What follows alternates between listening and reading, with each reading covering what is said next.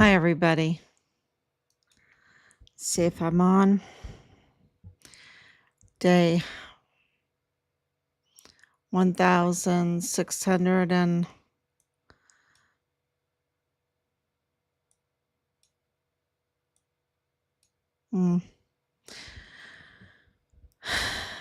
35, 1635 days. Make sure everything's working. It's been a pretty crazy day. Again, breaking news again. And we can only reveal what we can. Because so much is happening. We have 3 days? We're burning the midnight oil, I see. We have 3 days until we have a new administration. We have MAGA. MAGA is coming. And, if it wasn't, burning the midnight oil, I'd be all energetic and very hopeful because of the information that's coming in. We're, of course, we have ties to El Paso before Richard, right? Our son, we're at 1,635 days since he was brutally murdered, premeditatedly murdered, a code red. Code red, that's from Leilani Hart. The prime suspect called it a code red. Of course, we have a robust pile of evidence, amount of evidence that shows that it is a government-sanctioned cover-up, a government-sanctioned murder. Absolutely. And at what level would be the correct question? At what level? And where did the buck stop, right? Where did the buck stop? So because there is an internal, I would say an internal war going on in our agencies, and we know that because of the last 4 years, we have absolutely seen the weaponization of our military, the weaponization or I would say the generals, the weaponization of the generals against their service members during the whole mandate thing. You have young, beautiful volunteer sons and daughters that are at the prime of their life, and they had zero chance of really being at threat, and now we have reports that all of that created a lot of healthcare issues and deaths and so we had this betrayal. We had something going on in our generals that they were serving foreign and domestic enemies of the country, of MAGA, and which stands for Make America Great Again, which means to defend the Constitution, the rule of law, and they've betrayed that. And we saw, in Richard's case, the FBI there in El Paso absolutely is compromised. That the DA's office was absolutely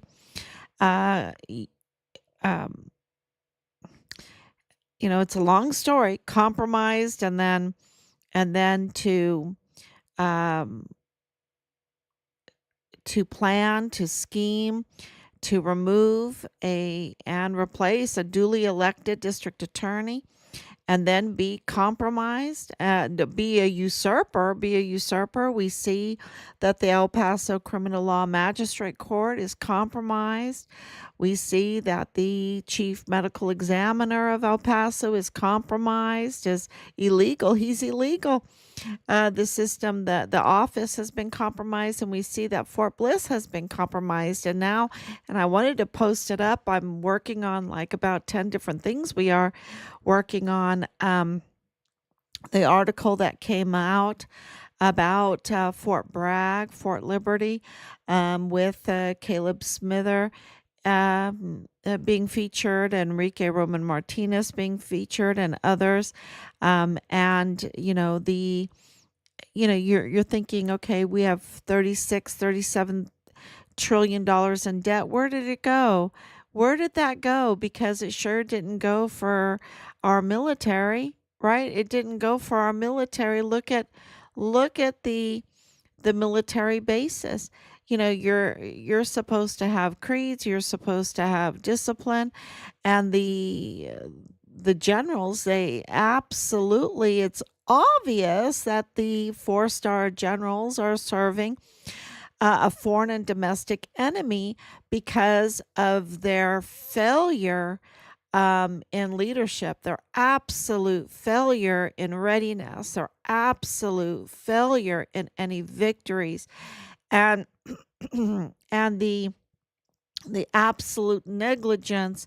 And I think it's on purpose. It looks like it. It really looks like it with all the evidence that they want our volunteer sons and daughters not mentally or physically healthy. And this is, just corroborates that they don't care, that they don't have the best interest of the lives of our volunteer sons and daughters, and that uh, substantiates or uh, whatever word is proper to use, underlines the allegations that we are making, that they absolutely um, uh, covered up, looked the other way, ordered the murder of our son because he was whistleblowing on their illegal activity that is called criminal trafficking. And you can call it human trafficking, you can call it weapons and ammunition trafficking, you can call it child sex trafficking, you can call it narcotics trafficking. Narcotics trafficking alone is $90 billion a year. And then, that's tax free.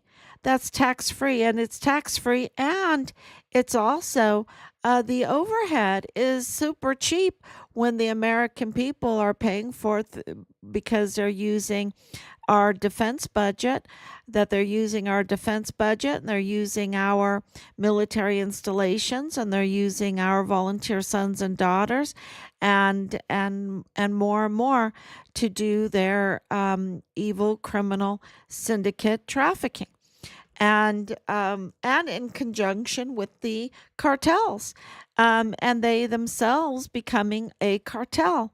And I call the one in El Paso the El Paso cartel. And this has to, we have what, 3 days left. And I'm really praying, and I'm hopeful from what I'm hearing that, um, because our lives are in danger for calling out this disgusting situation that we're in. Like we have to be afraid in our own country, in our own home. And not that I'm afraid, I'm not afraid, but in our own home.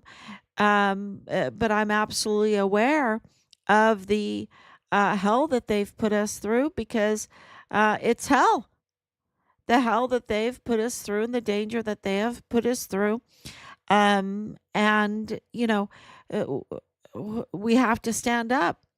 We have to stand up against it for our soldiers' sake, for our country's sake, um, for other countries' sake, because, if we are run down, there's so many countries that depend on us. And if they run us down into the ground, those other countries are also at huge risk. And, we have responsibilities, believe it or not. When you are a successful economic powerhouse like the United States is, and other countries depend on you, then you have responsibilities. So not only do we have responsibilities for Make America Great Again, you know, that transcends, right? That is a domino effect to other countries. And Mexico it's like almost at war because we don't have our act together. We don't have our act together, but I think that those days are numbered. Um, I think that the agenda to destroy the United States, because I think that's what it was. There's no other way to explain it. The agenda in order to destroy the United States, I think they lost. I think they lost. And, the golden age, um, the return to the Constitution, the return to the rule of law, the return to the people and the land, and loyalty to the people and the land. That's what MAGA stands for. Loyalty to the people and the land of this country. I think that is what has returned. And I'm really praying that we're right. And we have a good track record, right? We've been right all along on just about everything. I think just about I don't know what we've been wrong about. We've been right, um, and now we are getting information because of the victory that is upon us. It's a victory that's upon us. It's like touchdown, and then a double bonus. Then a double, not a field goal, but another a two pointer that comes through. That's where we're at right now. It's real victory, and and they're calling it the golden age. And so, with our connections, with MAGA, with our connections, um, with El Paso, with Team Fine Richard Halliday, um, you know, and then also in discussions with Delores Montanez, who's been, very active in this pursuit to get justice for Richard. Um, she reminded us, one, we discovered that she is an agent for the Veterans Administration. So not only is she a pilot, but she's a agent for the Veterans Administration. She has a long history with law enforcement, with the border, with small businesses. She has, huge history with veterans. She is a veteran. Um, and so, that is, uh, you know, um, all good to know. But we didn't know that she was an agent for the Veterans Administration, which is very important information. And that reminded us of Leilani Hart's October 2020 confession. Now, most of you that have been part watching this case, you know of the July 22nd, 2020 confession that is a sworn affidavit that was accepted by the FBI. That she confessed to and implicated her family in the worst type of crimes against children, and facilitating worst types of crimes against children, and filming having those kind of films, the worst kind of crimes against children. And they're just up to no good, and illegal purchases of weapon. And her it seems like she has immigration problems. Okay, that's the other thing that was in there that was such a big deal. She has some immigration problem. So but that's not the confession that I was reminded of with this whole VA thing. Of course, we know that there is some fraud going on in Richard's case when it comes to the VA. Where is his remains, right? And um, with the chief medical examiner being compromised, and the medical examiner's office being compromised, and the chief medical examiner being illegal, and where's people calling that out, whistleblowers are so retaliated against, I think that they're all afraid. um so with all of that, and Chris Martin plays a big role in this. It makes us focus on the Veterans Administration, because they handle the deaths of the death paperwork and everything of soldiers, and the veterans disability benefits, all of that and much more. The out processing, Richard's out processing, all of that would go through the VA. And so we know we have huge indication of the fraud that was committed against Richard and against our family, because of access of information. From the very beginning, it was absolutely clear that the individuals that were threatening us, that were intimidating us, that were bullying us and harassing us, were internal. They were internal because they had access to sensitive information, right? They had access, and they were leaking it. They were, um, using it in their intimidation and everything. And praise God that our family is pretty sparkling clean, very sparkling clean, and they really didn't have a lot to work on. They were trying to twist a few things, but what that did reveal, and we brought it up in the first Task Force Find Richard Halliday meeting in front of over 15 agencies, like the ATF and the Interpol and CID and FBI and DEA and Department of State and Department of Homeland Security, and um, on and on, right? The sheriffs, the marshals, the military for the Mexican military, and just on and on. It's huge. It's bigger than any other case. I don't know of any case that's as big as Richard's case when it comes to agencies involved. I don't know of any other case that comes near it. That comes near that even is would compete with Richard's case.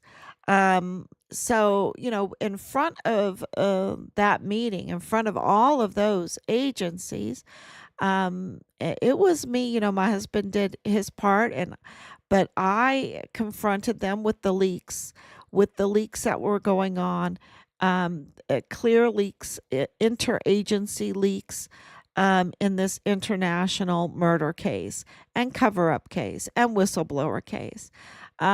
So, that was something we have been aware of for a long time, and that they had they had access. It could have been authorized access, but yet they were misusing their access, and leaking the information, which is absolutely criminal. And so, but this October, this confession by Leilani Hart, is an October 2020 confession. And I have it right here. Um, and it really alleges so much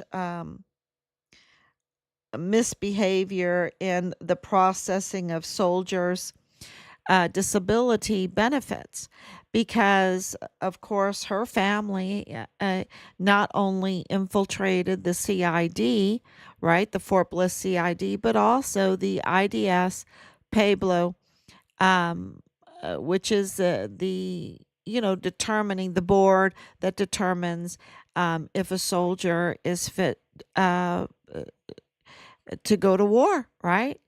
And then all of the disability benefits, right? So if that's in the wrong hands, if that kind of power is in the wrong hands, that's an open purse to commit all kinds of fraud. And it also is a manipulation of so many individuals. And we have names of the individuals that have been, we believe, really manipulated and been given these disability benefits when they're absolutely fit to work. They're absolutely fit for service and for work. And so, but just the access to sensitive, personal, protected information. Also the forging. She accuses, of forging people's names when they're not even there. So there is a lot of like impersonation, and we know that Richard also has been impersonated, and that his file, and he had Bitcoin, y'all. And Bitcoin is like 100,000. He had Bitcoin, and it's just his file absolutely has been manipulated, and we know that his personal effects and even the car, absolutely was they lied to us about our son's car and what happened with the car. And we really trusted them, and they lied to us. They absolutely lied to a Gold Star family. They knew that Richard was dead, and they absolutely fraud, waste, and abuse used this case. And they have a history. That's what I'm saying. What Leilani Hart's confession clearly lets everyone know is that the Hart family has a history of committing fraud, of committing, uh, uh, you know, um, illegal activities with the access that they have in the job that they have, and that they absolutely disregard our country, our Constitution, the rule of law, the service of the veterans, their families, that they absolutely have no regard for them, and that they absolutely, this corroborates that they do have uh, the propensity to do violence, the propensity to do harm, the propensity to murder, and that they absolutely have the propensity to cover up, to commit fraud, to forge, to steal identities, to manipulate accessed files.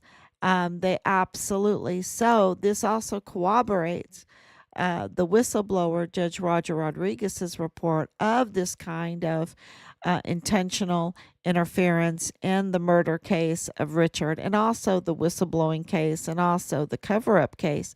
That there is interference, intentional interference, and that it is the tampering of files that they can access. And absolutely, the Hart family has access to both through Tavita Nusa at the time, to CID files and the coaching of, whatever retaliatory files she wants to submit, and then also to the VA, that access to the VA system, and all of that sensitive information. So that is really, thank you, Anicia, for coming on. Thank you, Danielle. Now, um, oh, uh, just to what extent that they manipulated the disability benefits, the death benefits, the system, to what extent. That's why this is a call for an audit, right? This is a call for an audit. We absolutely think that the call for an audit is necessary, and they need to look at the process first. Look at the process of the disability benefits with Leilani Hart. Um, we know through this confession that, she gets full disability benefits. And she was a dental, she worked in the um, dental office. But she gets full, and doesn't have to pay property taxes and all of that. We know that. We've known it for a long time. And, you know, um, but but now we have enough evidence to say, look, uh, an audit needs to seek the process out if there was fraud, if there was undue influence, nepotism, because, if she has a family member that, it, uh, or others that work at the VA, that work in that office, that can manipulate files, and, you know, you know, it's like keeping benefits away from those that really need them. Um, it's really disgusting. It's heartbreaking. And that's why, absolutely this call for an audit, into her benefits. Um, so that is, really breaking news. And, we have, a lot to substantiate why, we're calling for that. And we know that the veterans administrations have problems, right? And it seems to be very severe. Yeah. Yeah. So that's a huge step. And then there's, that article, um, the article with Enrique Roman Martinez, with Caleb Smither. And, Enrique Roman Martinez is, his case is very comparable to Richard's. Unlike Caleb Smither seemed to have been injured. I don't know all the details, but seemed to have been injured and severely in his head, I guess, and maybe his neck. And he was in his room. People were supposed to be checking up on him. He ended up uh, passing away in his room. Nobody checked on him. I think, I even read they were supposed to bring him food and water and check on him. But he was in the barracks room and no one checked on him. And he was in the 5th stage of decomposition before anyone discovered him. And that is absolutely, I understand that can kind of happen, like someone that's living alone in an apartment or a house, and no one, goes over there for a few days. I can understand how that can happen. But in a barracks on Fort Bragg, come on, that's now called Fort Liberty. But on Fort Bragg, really? No, no. Every barracks needs to be checked every morning, every night. It doesn't matter if it's a holiday, you check those barracks. That's military. There's no excuses. We need to be prepared at all times. And, that's what I've always understood about the military. And so there is just no excuse for no one checking up on Caleb Smither. And I hope that Heather absolutely wins every case that she has, right? And then Enrique Roman Martinez, who, it's just another one of those mandate issues. But he was just trying to get out to a island off of North Carolina. He's also Fort Bragg, just to be able to literally breathe, right? Without these treasonous generals, uh, being tyrannical and destructive of our young people. and a group of them went out to this island, and I don't know what happened out there. I just know that he lost his life. He was forcibly removed from his tent because his glasses were in his tent. And he didn't go anywhere without his glasses. He was blind without his glasses. And that he was forcibly removed, and they don't have his body, right? They don't have his body. And so that is very, you can absolutely compare Enrique Roman Martinez's case with Richard's case. Um, and I'm really sad about that. Of course, everyone's sad about that. The amount of agencies used for those cases are small, though, are very small. When it comes to the agencies of Richard, it's huge. It's absolutely huge. And that's what we want to know. We want to know all the details of why so many agencies were involved in this international murder case of trafficking, criminal trafficking. That is our son's murder case. So that is connected, his unit connected to the Walmart mass shooting case, which is, and also his case connected to the hundreds of thousands of, taken children that are now mostly dead. That's huge. And then of course, there's uh, others that we can go on and on. But those are the really big cases. It's just such a huge case. It's such a big scandal. It's such a big disgrace, And when you have such a big disgrace like this, it takes a lot of grace to get justice. It does. It takes a lot of grace. So, and we show that every day just by being patient and working to get all the leads, get all the evidence, organize all the evidence, and um, file all the evidence. Absolutely. That's, we're being very patient to do that, um, because sometimes, it is, when you are facing this kind of evil, um, and you are absolutely a go army person. Yeah, but you've got to absolutely use the law. Use the law. The law is your best friend. It is absolutely worth defending. And so as we are pursuing justice for our son Richard, for those that did this to him and covered up, and other things, we are also pursuing Richard's remains. We want our son's remains.